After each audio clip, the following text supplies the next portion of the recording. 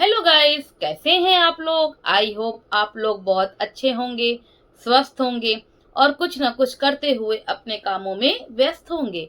मैं सुनीता आप लोग के सामने फिर से एक नया रिएक्शन वीडियो लेकर आई है, जो है प्रिंस और रंजना पर। अभी मैं रंजना के बारे में कुछ बोलूं उसके पहले मैं अप्सरा मॉम के बारे में बोलूंगी।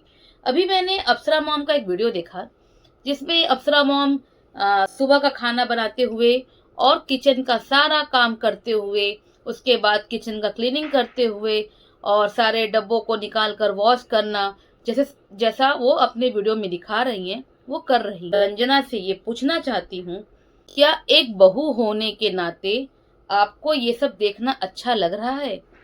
यहाँ मैं प्रिंस से पूछना चाहती हूँ कि क्या आपको ये अच्छा लग रहा है कि आपकी माँ खाना भी बना रही है, उसके बाद किचन भी साफ कर रही है।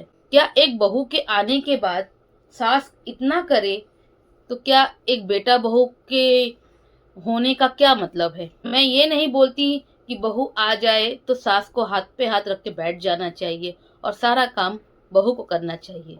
नहीं, ये एकदम गलत है। जितना हो सके सास को करना चाहिए, जितना हो सके बहू को करना चाहिए, दोनों को मिलकर काम करना चाहिए। लेकिन यहाँ तो मैं ये देख रही हूँ कि आंटी कल अपने वीडियो में दिखाई कि वो जिस रूम में और जिस हॉल में रहती हैं उसको कल क्लीन कर रही थी, साफ कर रही थी, और उसके बाद सुबह पूरा खाना बनाई हैं और उसके बाद वो पूरा क्लीनिंग कर रही हैं किचन का। ये सब आंटी कर रही हैं तो ये आंटी का ही मन जान रहा है कि वो कितनी खुश हैं और कितनी ना खुश हैं।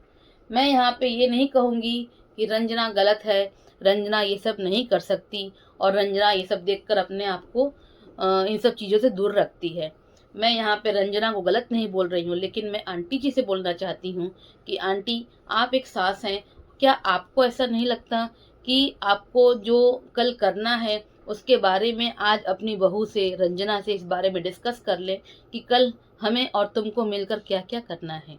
मानती हूँ कुछ बहुएं होती हैं जो पहले से समझदार होती हैं और सब कुछ वो टाइम पर कर लेती हैं, लेकिन कुछ बहुएं ऐसी होती हैं जो धीरे धीरे सीखती हैं कि उनको क्या करना है क्या नहीं करना। लेकिन इसका मतलब ये नहीं कि जो बहू नहीं कर रही उसको हम करवाएंगे नहीं। नहीं आंटी, यहाँ ये अगर आप सोच रही हैं तो गलत सोच रही हैं।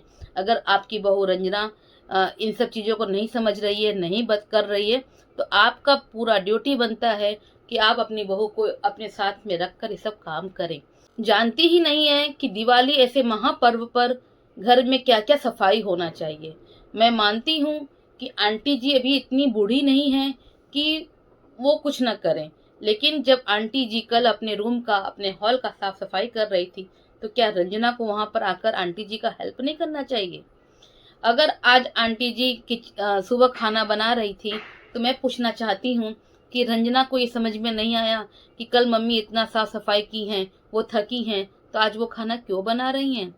अगर वो खाना बना रही थी उसके बाद वो किचन का सब क्लीनिंग करने बैठ गई, तो क्या रंजना को ये समझ में नहीं आया कि आंटी, मम्मी इस एज में इतना करेगी तो मम्मी के हेल्थ पर क्या इफेक्ट पड़ेगा। बहू होने का फर्ज ये नहीं है कि घर में आए हुए मेहमानों को, जैसे कि रंजना अपने वीडियो में दिखाती है कि वो चाची जी को रेडी कर रही है और उनको मेकअप कर रही है और उनसे उनका ध्यान दे रही है, तो इतना ही फर्ज नहीं होता।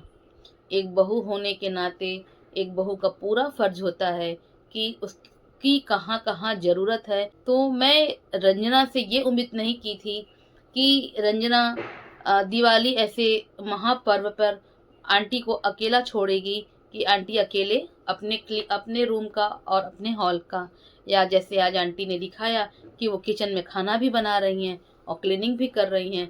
हाँ, मानती हूँ कि आंटी अकेले क्लीनिंग नहीं कर रही हैं, वो काम वाली साथ में लगी हुई हैं, लेकिन वो काम वाली हैं, वो काम वाली हैं। और जो काम आंटी बैठ के कर रही थी वो काम रंजना अगर काम वाली के साथ मिलकर करती तो वो देखकर अच्छा लगता।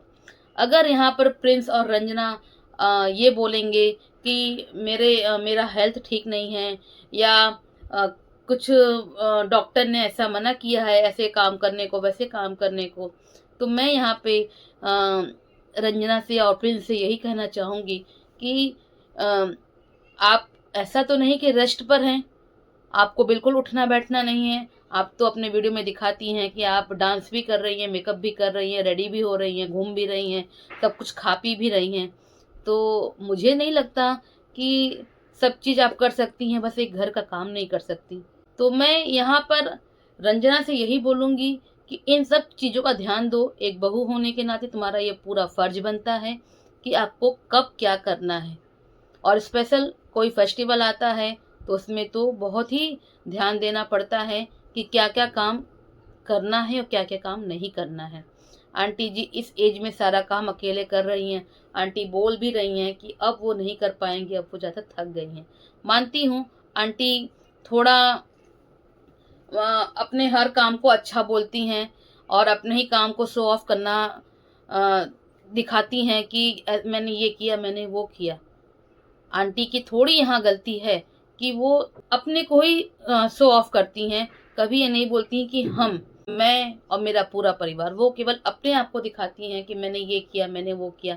इसलिए हो सकता है कि शायद रंजना और प्रिंस जब आंटी कुछ करती हैं तो रंजना वहाँ से दूर रहती है।